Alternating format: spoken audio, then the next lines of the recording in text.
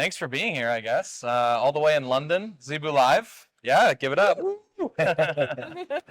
right. Well, yeah, I guess what brought you here today? What made you decide to come here and showcase Holochain, Kwaxala, and the products that you guys work with?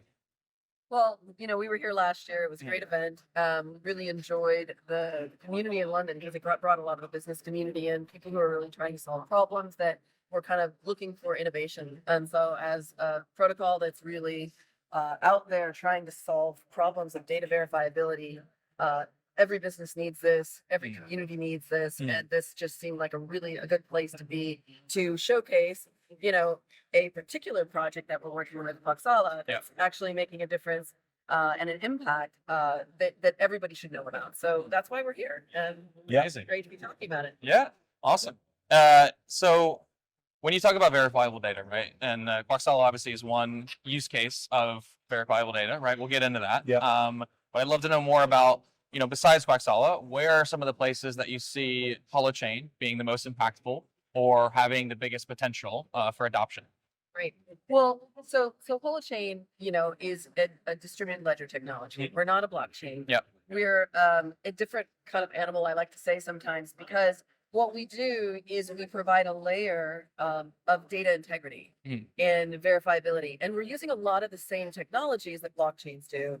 Which what I mean by that is we're using private key, public private key technology. We're using ledgers and chains and things that basically create the immutable history that is necessary to prove something over time. Okay. And I think that creates a great data layer in the stack for a lot of different use cases. Now, in the case of Kwaxala, I think Pete needs to kind of get into it and kind of explain their story. This is really about that. Is something true now? Is something true in the future? Does it continue to be true? How does it evolve?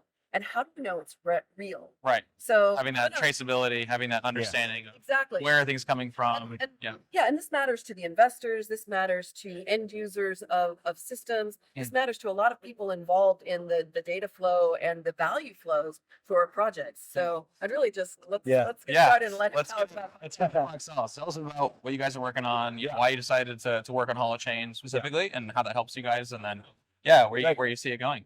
So Kwaxala, we're an Indigenous majority-owned organization. We take at-risk forests that are actually owned, the rights to cut them down are owned by logging companies. We work with Indigenous land title holders on the ground. We legally protect those forests by collapsing the right to log them, the right to kill them. Okay. And that allows us to create premium carbon credits every year in a business. And that business then we securitize and we sell shares in those businesses that are called living forest shares. So those are a way for people to hold value and invest in a living forest in partnership with the Indigenous land title holders, and then generate an ongoing yield from the carbon offsets that we can sell. And those premium carbon offsets are premium because of the fact that they come from a nature-based solution, a forest that protects biodiversity, cleans our air, water and soil, and creates also an Indigenous equity position as well.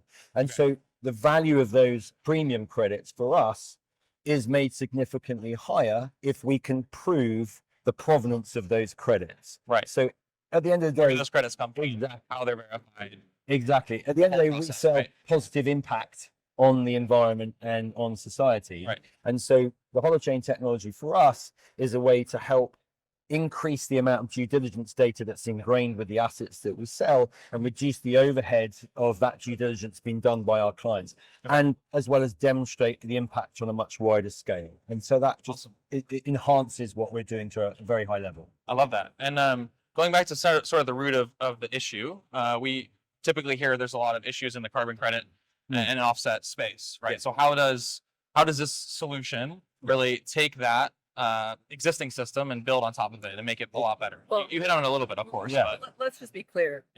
We were told, or it was shown that many of these were just scams. Like they did not have forests backing the sequestration of carbon, and that they were selling credits for or offsets for. They just didn't. They would take the money and they wouldn't actually. Well, they had been property, but it didn't have enough trees that we're actually sequestering carbon in that land Right. to actually validate the offsets that were being sold. And this was shown again and again and again by the research that, by the investigative research that was done. Mhm. So I think it's just really important to say this industry absolutely needs a verified solution. Yeah. It doesn't work without it. Right. Yeah, I think Makes sense. to add to that, it really was about being able to prove that the forests were at risk. And so just any data set that you can have that's verified to ensure that these offsets are being generated by a project that's genuinely preventing a forest being destroyed or deforested, that is genuinely at risk, just helps do the key thing that would undermine the industry for a big period of time, which was just the ability to audit the legitimacy of those credits. Right. So yeah, Amazing. One of the things we like to say about what the data layer of Holochain, what it provides is with blockchain, what you're doing is you're preventing double spend in transactions, right? With Holochain and the verifiable data, you're preventing data double spend. And they're both very important. And when you bind these two things together, that's when you get trust from the top to the bottom. Okay. And when you say double spend, that's basically you're saying that you've got a verified asset that you can kind of take the verification all the way down and see why is it valid for these offsets? Okay. How does this level of offset account to this size of a forest? This thick of, like the old growth aspects of the forest, which actually cause a lot or create a lot more of the sequestration value that's happening with this. But you got to think about it. Carbon and the offset of the carbon, they're not once. You're doing it year after year after year after year when you're talking about an asset like the forest. to keep it in the same place and not have anyone knock it down. You have to keep that going. That's exactly right. So what do you need to show that in an ongoing way? You actually need to have proof that your forest hasn't been destroyed. You need proof that your forest continues to actually become more vibrant and more capable of holding that carbon. Right. And so that's where Holochain comes in. Yeah. And they're doing some really distinctive work to make, to pull that data into Holochain. So I'll talk about that. Can I just hit on the point that you mentioned where, yes, you do verify what's happening in the forest. You verify that it's growing, right? How do you verify that? Is there hardware on the ground? Is there tech that you use? Exactly. Well, so this is the key. It's about, because what Holochain allows us to do is verify the data at the point of capture. Like if all of the data that you have that verifies that an offset has taken place, you could collect with traditional systems and traditional data sets, but you don't really know the quality of what's being put into that offset. Whereas with Holochain, the entire data layer is cryptographically secure, which means if on the ground, for example, we have captured an image of a key species animal like a grizzly bear that has helped us denote the protection of an ecosystem and a biodiversity pyramid, then we can verify that that image was taken using that technology on our territory at a certain time with a certain GPS coordinate. Okay. And That's So like cameras right there. exactly. Cameras and nodes and Holochain nodes. And that's exactly the thing. One of the unique qualities of Holochain is it's quite lightweight. It can run on small devices. It can run on a variety of types of networks. And so when you put a form of radar network, a mesh network, whatever kind of network, you actually can put nodes out next, with IoT devices essentially that are sensors that are capturing what is the water in the soil. You Soil can level capture thing. photos of capture sound and listen to the ecosystem of a live environment. And these things all are proving the quality of the forest and the offset that you're buying as well. Exactly. And then that technology also allows us to hard link that to those real world assets. Those assets are then being traded. So when those assets move to the end client, the end client is in possession not only of the asset, but the entire provenance track that created and justified that asset. And we're in a world where,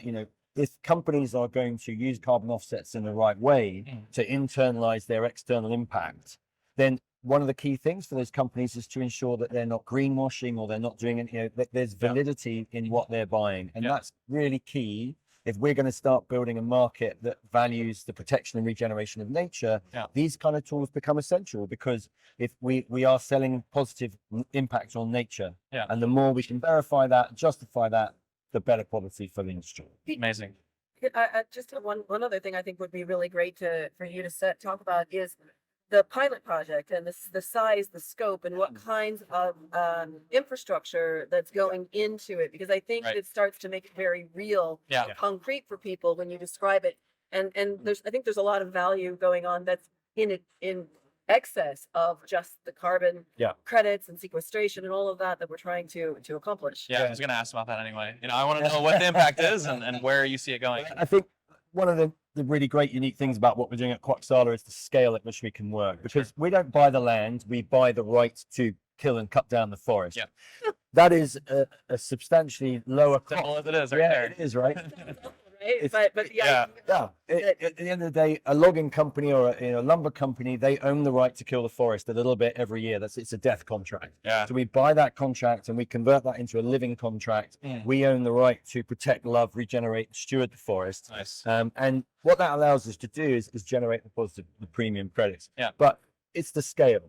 So we've got a 140,000 acre pilot in British Columbia that is a single kind of territorial area for our First Nation founders. How much space is that? If I were to imagine, is there a way to like 200 central parks, I think. Okay. It's, you know, quite a lot? times the city. 5 times Barcelona. Okay. You know, it's a thing. Yeah, I mean, if you the California Redwood National Park in California, Yeah, I've been there actually. it's the this same- past summer. Yeah. it's the same size. Okay, that thing is huge. So that thing is significant. huge. Yeah. I think I worked out yesterday, it's 61.5 million times the size of this stand. So it's quite, Okay. quite a scale. Right. Well, there you go. There's the space. But here's the thing, and not a lot of people realize this, but a lot of the companies that are holding this nature under threat don't own the land. They own the right to kill the nature and extract the nature. Okay. So, you know, But they haven't done it yet, right? well, Basically. well, they own the right to. And so what Right. we're doing is They are doing it. They are doing doing it, it yeah. in specific areas. Exactly. Yeah. Our protection comes from purchasing these areas from logging companies, and we've worked with the British Columbia government to create a new kind of a legislative structure to allow us to own the license to protect and regenerate. But that is a substantially lower cost per acre on average than purchase. So our living forest shares, for example, you could invest in this pilot area for less than $100 an acre.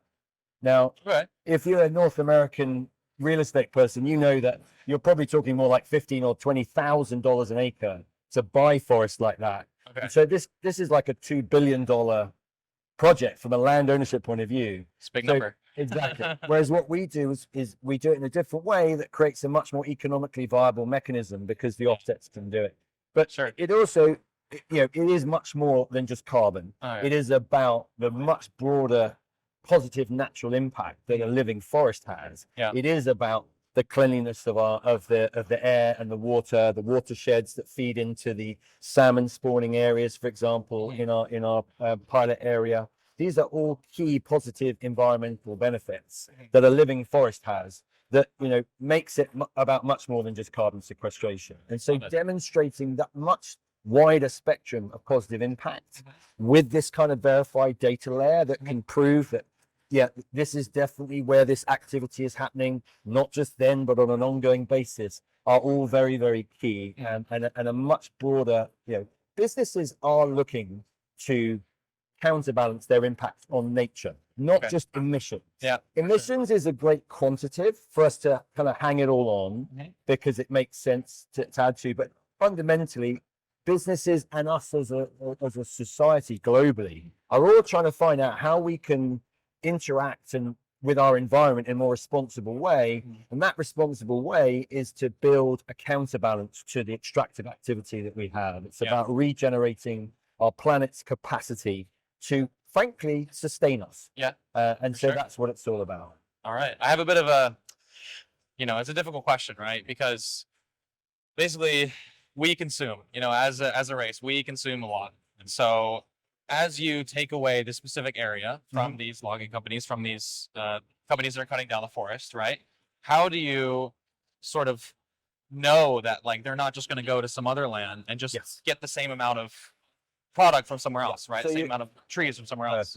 So you're hitting on a really, really important part of the carbon market, which is additionality. And this was also what led to some of the challenges in the market recently, was because if the forest that has you're getting offsets from wasn't really at risk, then you weren't creating an additionality because that was the thing. And one of the reasons that our pilot project is so key, And the reason that we buy an extractive license is the extractive license that we're purchasing and then collapsing comes with a quantifiable volume of lumber, wood that could be taken from that forest every single year. Yeah. And that was regulated by the British Columbian government. Okay. So Nice. part of the agreement that we made was we've bought that license, we've collapsed that extractive volume that could be taken, and then that has also been deleted from the entire province. So it means that it can't leak to any other area. And that's the key part of what we're doing, is having that different way of doing it. Nice. Love it.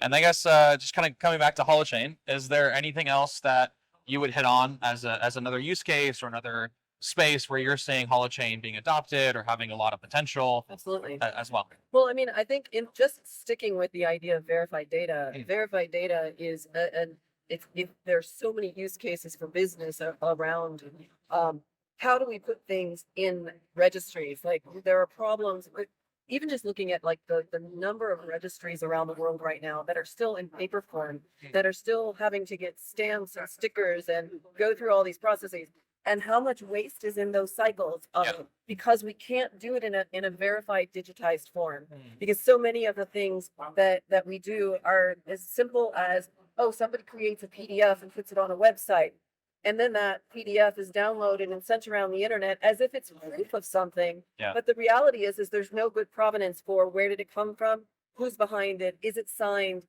is it like we have notaries for that purpose, right? And I just want to say, notaries in different countries provide very, very, very different services. And if you're from the US, you know that basically they don't look at what the document is. They look at your photo, they stamp your document, and you're done, as if that's enough verification of what's actually being, submitted. So there's so many ways that digitization in verifiable ways is critical for trust and transparency across industries. Yeah. We're currently working on another project called visible verification, and this kind of emerged from another vendor actually of ours, and it's our security auditor. Okay. And they're becoming the first customer of visible verification because what they're saying is they provide security audits on a lot of Web3 technology, a lot of blockchain technology, a lot of critical infrastructure, essentially. And the idea is that their reports are being handed to regulators, to banks, to other people who are trying to know, is the person or is the project that I'm looking at, are they doing due diligence? Are they doing enough to ensure the protection of their end users? Yeah. And how can they make that decision? And so what we've been talking about is how can we build a system for them that will give them that kind of chain of validity that they require to be able to hand this to others. And this includes basically published, like, verifiability of publishing, like who's basically saying it's real, is it signed with keys that represent the entities that are saying it's theirs, and then can it be found by people in ways that make sense. So yeah, there's a lot of different use cases. That's one of them in particular. But I think across the board, this is becoming something people are coming to us and saying, how do we build in this layer? How do we get this done for our project? So it's physical assets, it's physical things, but it's also digital assets, digital things that are being published, digital things that are being used on a daily basis. Absolutely. Verify that, track it, make sure it's backed up, right? So I guess last kind of question, if we're wrapping it up. I work for Onchain Foundation, and we essentially publish really in-depth reports on specific topics. And I'd love to know, do you guys see value in there being a refi reports or something on the refi scene, but also on verifiable data? And how do you track that and use that? And what's the possibility of that? Would you guys like to be potentially featured there? I think it's critical that there are organizations that are providing perspectives on what others are doing, because there's no way being inside in the middle of something that I can say that I can describe it in all the ways that the community would understand it. Yeah. It's just impossible. I know too much about what I'm doing. Way too many buzzwords up here. So much jargon. Yeah. So when others come and kind of do a review and do a report, there's just amazing value, I think, to the broader ecosystem and potential customers and whatnot. So I think absolutely it would be useful. It would be useful for both verifiable data, but I think in, Yeah. in the space of regenerative economics, Yeah. I think there's so much missing. People do not understand what it can be, what it could be, what it should be in so many ways. So absolutely, it'd Awesome. be great to see that. That sounds great. Yeah, no, Let's do I it. second all of that. Yeah, All right. anything in the that opens up the understanding and the power of the regenerative economic space to counteract problems that we all know we have to deal with, right? Like, you know, we do consume, we know that. We also know we consume from our planet. We know that too. Yeah. And so integrating the counterbalance to that into our economics is critical for us to be able to all stay here on the only spaceship we can all fit on, right? Like, you know, it's pretty critical. Exactly. Anybody that, as to Mary says, there is a lot of jargon, there is a lot of new stuff, and so anybody coming in from a third party to help, you know, visualize that, understand that, and landscape that, really important. So Love That's hearing. making- yeah, Yeah, let's do it. Let's talk about it further. And you guys have had a good time at Zebu Live? Been great. absolutely, it's been Awesome. great. Been Thank you great. so much for being here. Really appreciate your time. And hope to see you Thank again soon. Take care. All right.